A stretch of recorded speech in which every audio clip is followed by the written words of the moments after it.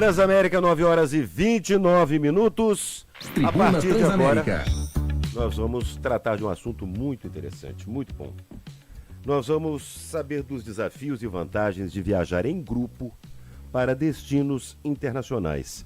Eu sei que muita gente fica planejando, preocupada. Eu conheço pessoas que já até desistiram de viajar porque fica com medo de logística e tudo mais, aquela coisa. Mas nós vamos tratar desse assunto agora com o diretor do Mundo, o André Salgado, que está conosco aqui no estúdio. André, antes de mais nada, seja bem-vindo, um prazer conhecê-lo. Bom dia para você. Bom dia, Marcelo, bom dia todo mundo. É uma honra estar aqui em Juiz de Fora de volta faz algum tempo. Eu não via Juiz de Fora, gostoso matar saudades para falar do que a gente mais gosta de fazer na vida. Né? É porque você mora longe, né? Você mora no Rio, no né? Rio, É longe, impressionante. Né? A gente passa pela frente, mas acaba não entrando. Cara. Mas é interessante isso mesmo. E também eu quero agradecer a presença aí da Fernanda Firmeza, que é diretora comercial de comunicação. Ô André, eu queria saber de você o seguinte, que você falasse de alguns dos principais desafios que os viajantes enfrentam ao fazer uma viagem internacional por conta própria, por exemplo. Marcelo, são muitos, né? A gente vai ter a questão do idioma, antes de qualquer outra coisa. Muita gente não fala o inglês e o inglês não resolve tudo em todos os lugares. E às vezes o inglês que você aprende aqui não é o suficiente para você se comunicar lá fora, né? Na verdade, a gente gosta de dizer que o inglês que a gente aprende aqui, ele funciona muito bem nos países que não são de fala inglesa, onde o seu interlocutor tem um inglês igual o seu, mais ou menos do nosso nível. Mas quando você vai falar com um bretão, quando você vai falar com alguém que domina e tem aquele sotaque mais carregado, realmente é muito difícil. Então, a barreira do idioma a gente resolve muito. Mas é muito maior do que isso. A questão da cultura como um todo, a questão dos hábitos, alguns muito prosaicos, muito singelos, assim, há lugares em que você não deve encostar numa pessoa e você precisa saber disso, a forma de trajar. Então você faz uma mala, eu vou para a Indonésia, por exemplo. E você faz a sua viagem para a Indonésia para a Ilha de Java. É uma ilha muçulmana. É uma ilha em que você não vai ter o povo de biquíni indo para a praia. Resolve fazer uma Maldivas econômica numa ilha com população. Também não pode. Então, ter o conhecimento, ter quem te acompanhe antes da viagem, quem te prepare para ela e quem te leve formando aquele universo de segurança durante todo o transcorrer da experiência, essa é a grande questão. E é o que a gente se propõe a fazer. E os aspectos mais complicados assim do planejamento logístico ao organizar uma viagem para um destino menos conhecido? Eu acho que, antes de qualquer outra coisa, eles são os mesmos para os destinos super conhecidos também. Vale As para os dificuldades mesmos. são sempre essas. Elas nascem em primeiro lugar em você encontrar o que é o desejo do cliente. Né? O viajante, ele tem interesse no quê? Ele tem interesse em compras, ele tem interesse numa hotelaria espetacular, ele tem interesse em estar no centro e resolver a vida dele a pé e se sentir um nativo, cultura, o que for. Então a gente precisa identificar isso, e no nosso caso, eu comecei em turismo no século passado, né, Marcelo? Então tem 30 anos nessa estrada, já comecei como guia, acompanhando grupos, e isso veio construindo uma bagagem de conhecimento do que é o viajante brasileiro. Sim. É claro que a gente não pode traçar uma régua e dizer Lógico. todo mundo é dessa maneira, mas a gente tem um comportamento médio das pessoas que se interessam por viagens ao exterior em grupo. E à luz disso, a gente vai montando e vai inserindo uma miríade de diferentes experiências. Sim. Se você monta uma viagem em grupo, como as que a gente fez de Natal, e essas pessoas se encontram, então a gente tem um encontro internacional, que é a gente indo para fora do Brasil. A gente tem um grande encontro entre o grupo também, que é muito gostoso. E a gente consegue misturar uma diversidade grande de experiências para ter certeza que, cara, tem um dia que a gente vai no Museu do Louvre, por exemplo, que algum cliente, algum turista pode achar uma visita chata, por exemplo. Mas esse mesmo cidadão, no dia seguinte, vai estar fazendo um passeio de barco que vai achar a coisa mais linda do mundo. Exatamente. Então, e medindo isso e equilibrando e formando um grande programa no final que te dá aquele caleidoscópio do que é o destino que você resolveu conhecer. Você está falando, essas experiências assim consideradas autênticas, né, durante uma viagem, e como um roteiro artesanal pode garantir essa autenticidade, por exemplo, como é que isso acontece? Como é que vocês percebem? Como é que vocês traçam isso? Marcelo, eu adoro essa palavra artesanal. Né? Adoro. Não, porque, amo, né? Primeiro porque ela sempre causa, quando a gente conversa com o povo do turismo, ela sempre causa uma estranheza enorme. Como assim um grupo artesanal? É disso que se trata. Porque quando a gente faz uma viagem em grupo, o que a gente está fazendo é uma viagem em grupo. A gente não desenha uma série de 8 viagens que, por exemplo, vão fazer a Toscana, na Itália. Sim. 8 viagens iguais. A gente vai desenhar uma viagem para aquele mês, porque naquele mês acontece tal evento, ou é a floração de tal coisa, ou é a colheita da uva, ou é a festa do não sei o quê. Então, por exemplo, a gente adora... a gente gosta de destinos tradicionais e destinos exóticos. Sim. A gente adora o botão entre o que se chama destino exótico. Dizem que é uma coisa fantástica. Né? Reino da Felicidade, né, Marcelo? É um Cara, país maravilhoso. Eu só vejo falar maravilhas. É muito interessante. Você pega a nação, o ranking dos países mais felizes do mundo pelas Nações Unidas, o Butão é um dos últimos. Aquele ranking que a Dinamarca, a Finlândia, país rico sempre ganha. Mas quando você chega no Butão e você entende o que é o país, você realmente é um país de uma felicidade embarcada nas pessoas, muito interessante. Já é um destino fascinante, mas eles têm umas festas populares que se chamam tsechus, que são os grandes eventos de cada comunidade. Como é um país muito montanhoso, lá no meio dos Himalaias, né? Então cada comunidade tinha o seu universo.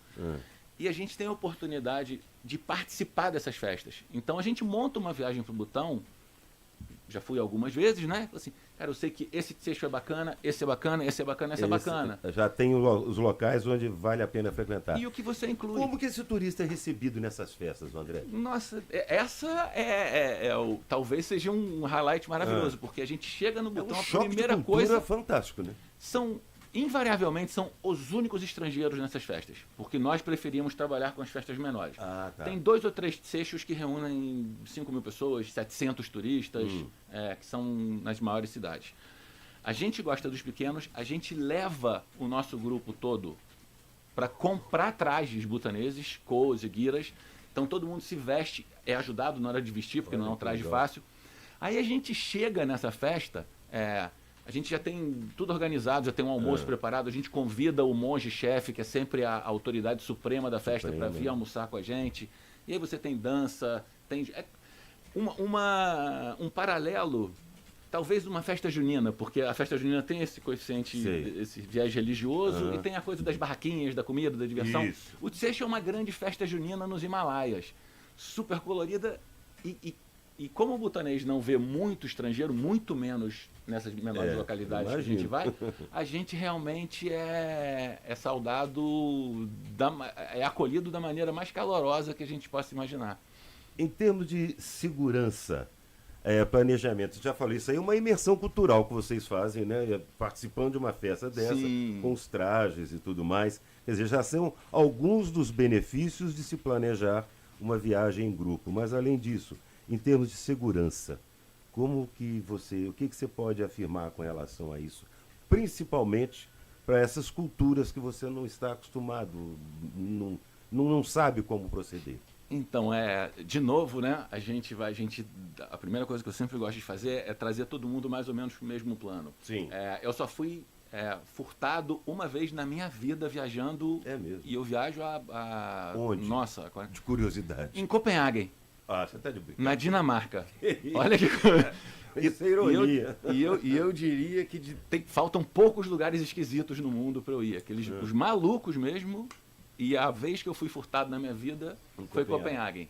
Que coisa. E, por exemplo, um país que a gente começou a trabalhar e que é um país lindo, de uma segurança absurda, em que toda vez que eu digo isso, as pessoas ficam olhando para mim como se eu fosse um louco, é o Irã. O Irã. O Irã é um país eu te confesso nível de segurança. A primeira vez que eu fui ao Irã, já se vão alguns anos, Eu saía para passear muito, eu fiquei embevecido com aquilo, né? A arquitetura persa, as pessoas são de uma doçura. E eu saí caminhando uma hora qualquer, eram 11 horas da noite, eu tinha atravessado a cidade e tinha que voltar para o meu hotel, passando por como se fosse um grande mercado, tudo apagado, todas as portas arriadas. E eu encontrei um cidadão que falava meia dúzia de palavras daquele inglês. Eu sei. E eu falei, por favor, amigo, eu moro no Rio de Janeiro, então a gente tem alguns cuidados, né? Imagino. É seguro eu caminhar daqui até a praça tal?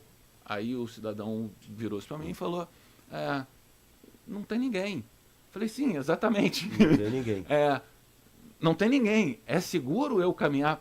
Não tem ninguém. Falei, você está com medo de fantasma? Está com medo do quê? Então não acontece nada com o turista no Irã, é completamente impossível. E eu não vou fazer aqui uma defesa do regime dos Ayatollahs por nada nessa vida. Sem entrar nesse mérito. Mas o persa, ele tem uma vontade tão grande de mostrar o que ele é, que não é o que o governo transparece. Sim. É um povo doce, é um povo que quando você entra numa casa persa, se só tiver um livro, todo mundo fala assim, vai ser um Alcorão, né? Não é um livro de poesia. É mesmo. E se tiver 2 livros, os 2 vão ser de poesia. Não se canta na rua, se declama poesia. Legal você vai no mausoléu dos poetas. Você imagina um negócio desse. A gente pega o povo... Aí já dá vontade até de conhecer, né? A gente leva para isso, para ver as pessoas declamando poesia em persa. Levamos no Irã, por exemplo, daqui a 1 mês, daqui a 2 meses, para uma experiência de colheita do açafrão, que é o item mais caro que existe no planeta Terra por peso, né? Mais caro que ouro, mais caro que tudo. Precisa de 150 mil flores de açafrão para tirar 1 quilo de açafrão puro. E a gente leva um grupo por uma pequena aldeia de produtores, aí você pode acompanhar o trabalho dos produtores, quem quiser pode ficar tirando os filamentos, tem um almoço com aquilo, tem música, tem... É realmente uma experiência muito rica que só pode acontecer num grupo que vai para o Irã no final de outubro, começo de novembro. Quando a gente vai para o Irã, e por isso artesanal, porque quando a gente vai para o Irã em fevereiro, o que a gente agrega é outra coisa. Então, cada grupo tem a sua história. Eu entendo. Ô André, é uma pena, o nosso papo aqui podia continuar até amanhã, né? Opa! Tá bom demais, mas infelizmente nós não temos tempo para isso. Eu queria saber como entrar em contato com vocês, a Do Mundo, né? A diretora da Do Mundo, né? Isso. E como fazer, como é que vai ser o trabalho, de que forma as pessoas podem se informar mais. Vocês têm redes sociais para as pessoas que quiserem entrar e conhecer um pouco mais. Com certeza vocês têm todas essas orientações lá, né? Passa pra gente, na verdade, nós somos uma operadora de turismo, então o nosso contato se dá sempre através do agente de viagens, né? A gente tem uma série de agentes de viagem parceiros aqui em Juiz de Fora. Inclusive. Hoje a gente tem um evento reunindo mais de 30 deles. E vamos, então, sempre ser acessíveis através dos agentes de viagem. Para quem quer se informar, para quem quer conhecer os produtos da Do Mundo, para então poder estudar um pouquinho e pedir ao seu agente, o nosso site, né, que é www.domundo.com, junto, né? domundo.com, e o Instagram, que é onde todo mundo, né? @domundo_operadora. Do Mundo, o tracinho baixo, operadora.